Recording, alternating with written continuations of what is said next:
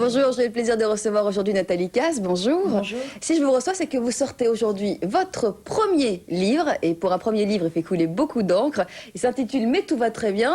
Et en fait, c'est une réponse à la petite mise en bouche que vous nous faites en première page, qui est « Votre mère est morte, ses assassins se la coulent douce. Votre père a fait 3 ans de prison pour rien. Vous êtes ruiné, vos frères sont en thérapie. Vous avez divorcé, mais tout va très bien. » Donc au départ, ça prête à sourire.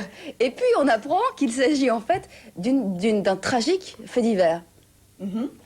Vous avez été vraiment au cœur de ce fait divers. Ah bah complètement, c'est un tragique fait divers qui a dévasté la vie de ma famille, qui a commencé par l'assassinat de ma mère un dimanche après-midi en avril 1992, et puis qui a continué par l'incarcération de mon père, et puis plein d'autres choses encore assez intéressantes. Et vous dites ça avec un large sourire, et ce qu'on retrouve également dans le livre, c'est pour ça que je parlais de critiques qui sont un petit peu estomaquées de la façon dont cette histoire est racontée, parce que c'est vrai qu'on aurait pu penser à un pamphlet ou à un récit autobiographique violent, dur, âpre. Et là, pas du tout. Le ton est grinçant, souvent, mais presque léger, j'allais dire.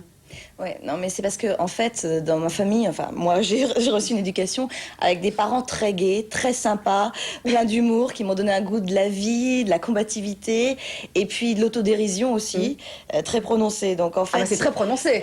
Parce que, franchement, le drame est terrible. Ça dévaste la famille. Ouais. Et il faut avoir un sacré caractère pour arriver à écrire un livre aussi enlevé. Une question avant d'aller vraiment en détail sur l'écriture. J'ai pas eu le choix. C'est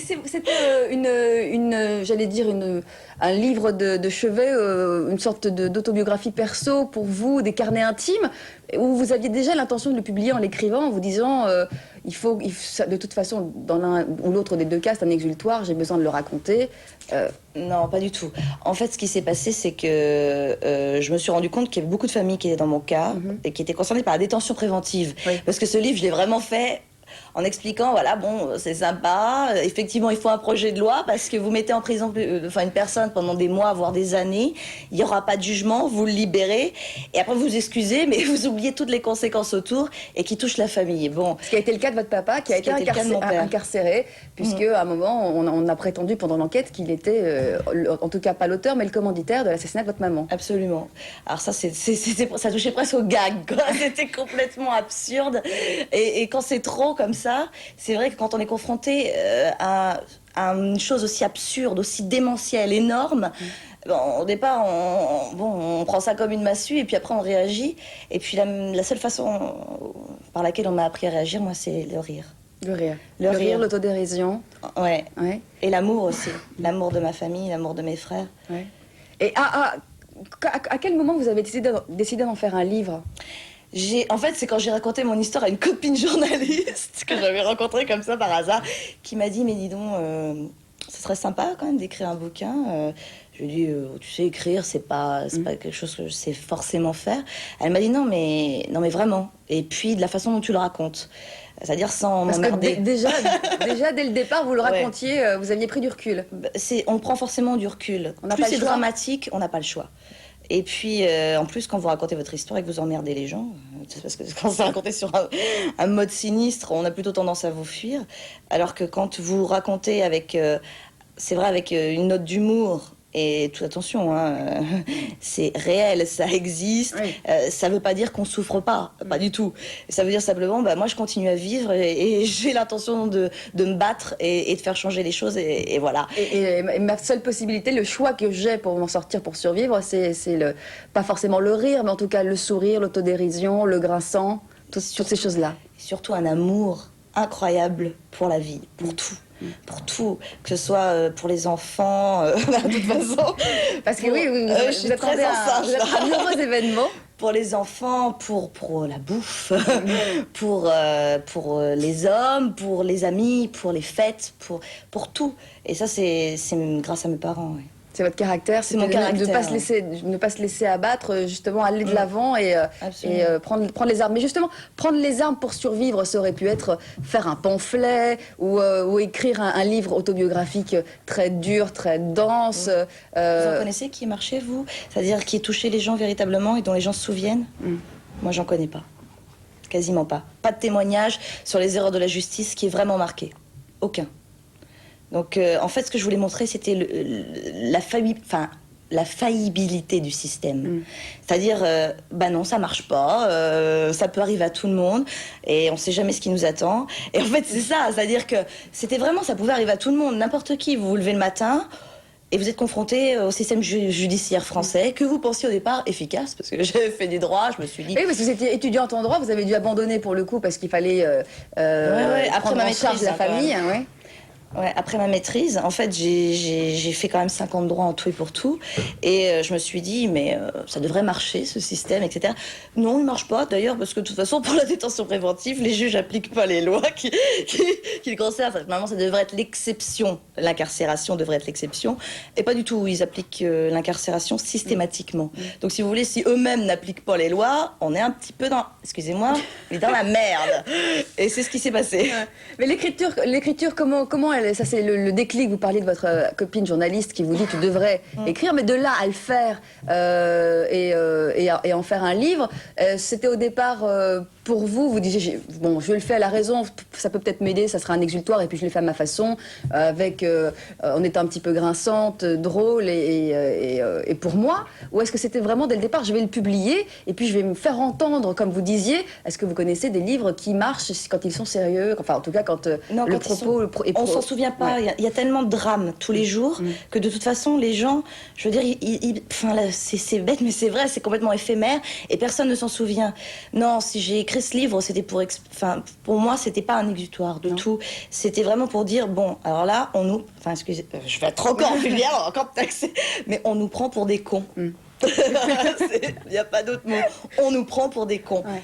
Et c'est ce qui se passe. Bon, là, le projet, enfin, moi, je sais pas ce que ça va donner, le projet de loi de Madame Guigou, mais ce que je sais simplement, c'est que, oui, bah, le juge d'instruction est l'homme le plus puissant de France. Oui, il a des destins de centaines, et évidemment, par l'intermédiaire de leur famille, de milliers de personnes entre ses mains. Ça n'est qu'un homme. Il est donc faillible. Et il fait des conneries comme tout le monde, et ben voilà. Et là, il en a fait une. Bon, bah, ça, c'est... Et pas de bol. Pas de bol. Pas de bol. Non, dans votre famille, déjà, le départ était terrible, et puis la suite ne fait qu'accentuer l'histoire. Mais justement, pour justement marquer encore plus les esprits, j'allais dire qu'il y a presque un dédoublement de personnalité.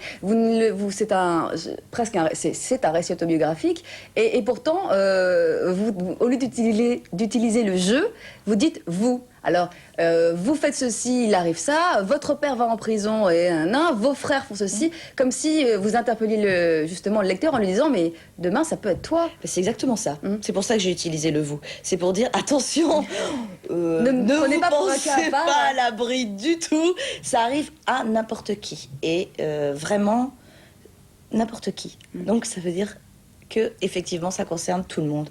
Et c'est pour ça que j'ai utilisé le vous, évidemment, pour faire en sorte que le lecteur se sente concerné en disant attention, cette histoire-là, après tout, ça aurait pu m'arriver. Parce qu'au départ, on a un doute presque.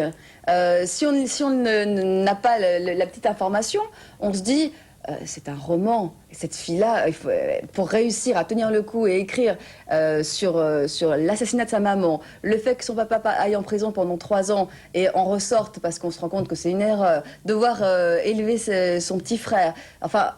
C'est les petits frères et puis ensuite par la suite raconter son histoire avec son mari, etc. On se dit mais c'est du Beckett, c'est pas vrai, c'est pas possible. Donc c'est un fait divers outrancier qui n'a jamais existé.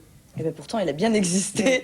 Il avait défrayé d'ailleurs la presse à l'époque, au jour du drame. Et puis, non, c'est quelque chose de réel. Ça existe, oui, enfin, moi, pour dire, j'ai pas eu vraiment de chance parce que c'était une accumulation quand même qui doit être quand même assez rare. Assez, oui.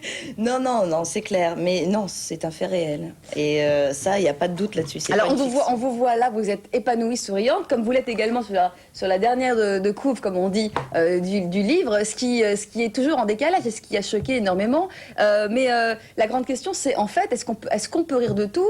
Est-ce qu'on peut rire de soi? Et surtout quand les histoires sont aussi tragiques. Parce que j'ai relevé un petit passage justement de la façon, pour expliquer à ceux qui nous regardent aujourd'hui, la façon dont vous racontez les choses. Alors on est en plein interrogatoire policier, votre papa est soupçonné, donc on vous demande quelques informations. Et alors là, on y va brut de pomme, hein, j'allais dire. Le policier en question, le petit inspecteur, comme vous dites, n'essaie pas de mettre les formes. Vous savez que votre père est un partouzeur et un baiseur de première. Vous répondez, la vie privée de mon père ne me regarde pas, vous restez sobre. Le petit inspecteur se met à vous narrer en détail les exubérantes divagations sexuelles de votre géniteur. Le récit, bien peu passionnant lorsqu'on n'est pas voyeur, vous berce. Vos yeux se ferment, vous n'êtes que trop habitué aux incartades paternelles pour leur prêter la moindre attention.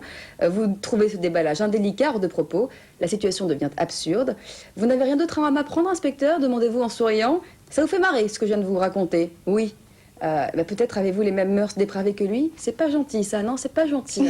Alors, franchement, pour raconter un interrogatoire pareil, qui est quand même un interrogatoire dur, violent sur les mœurs de son père, donc, et de terminer par c'est pas gentil la façon dont vous me parlez là, c'est pas très gentil, et tout est en demi-teinte comme ça, ironique, il faut un sacré caractère. Ah oui, non mais là c'est pour donner la teneur du livre. Oui. Faut surtout trouver son interlocuteur complètement déphasé et avec un côté libidineux assez dégueulasse. Franchement, je veux dire, on se retrouve en face de Porky quelque part. Je voyais pas le rapport. Mais ce qui est intéressant, c'est que justement, au lieu d'être dans un livre où on règle ses comptes, et où on est, justement, ce que vous venez de dire, au lieu d'avoir dans le texte cet inspecteur libidineux me pose des questions et me harcèle, on a ça à la place. On a, c'est pas gentil ça, je m'ennuie un peu, je rêvasse, j'attends qu'il finisse de poser sa question, non, ça me dérange pas. Non, parce que son agressivité, je me suis rendu compte que son agressivité était complètement, comment dire, presque irréelle. Vous voyez, c'était vraiment, je voyais pas pourquoi moi, qui était quand même la fille de la victime, en plus, je veux dire, qu'on a dégagé des lieux du crime de façon assez brutale, qui était un simple témoin. Je me retrouvais comme ça, interrogée, mise en garde à vue. J'étais dans un monde, vous savez, c'est la 4e dimension. Et vous regardez le truc et vous vous dites... Ou je pleure, ou je lui frappe dessus, ou alors je me marre. Et de toute façon, la solution la plus rationnelle quand on est très fatigué, c'est de se marrer. Sacré tempérament quand même. Vous n'épargnez absolument aucun détail. Est-ce qu'il y a des moments où vous vous êtes dit, bon, ça quand même, j'ai pas envie d'en parler, je le laisse de côté, c'est vraiment privé, parce que vous allez au-delà, hein, vous allez jusqu'à raconter l'histoire du mari, la scène du cocufiage du théâtre de boulevard. Et vous trouvez ça drôle? Vous arrivez dans la chambre et coucou chérie, et en fait le chéri en question, il est en caleçon, et puis et vous venez de vous rendre compte que vous avez été trompé, et vous redescendez, oh non, tout va bien, c'est juste mon mari là-haut. C'est pas tout à fait ça. En fait, c'est pas ça, c'est que je pensais que le coup de l'amant dans le placard était complètement désuet, que c'était fait d'eau, courte ligne, mais que dans la vie ça n'arrivait pas. Et puis en fin de compte, une fois que vous savez que dans la vie tout peut arriver, tout, mais alors vraiment tout, vous vous dites, vous regardez ça et vous vous marrez, parce que c'est vrai que trouver son mari planqué dans un placard en caleçon, c'est assez amusant. Je veux dire, on hésite entre deux réactions, ou frapper, mais c'est vrai que la première, c'est d'éclater de rire. Il suffit d'avoir un petit peu d'humour. Vous avez beaucoup d'humour. Hein. Bon, Nathalie Cass a énormément d'humour parce qu'elle a vécu des choses incroyables, et elle vous le raconte dans ce livre. Au départ, on pense franchement que ça ne peut pas s'agir de la réalité, qu'il s'agit d'un Beckett, d'un livre de l'absurde, et malheureusement, c'est la vérité, mais elle le raconte avec humour, avec drôlerie, c'est grinçant, c'est gai, c'est léger, et puis on apprend beaucoup de choses sur les rouages de la justice. Voilà. Merci beaucoup Nathalie Cass. De rien, merci. Et je vous laisse maintenant avec le journal sur LCI.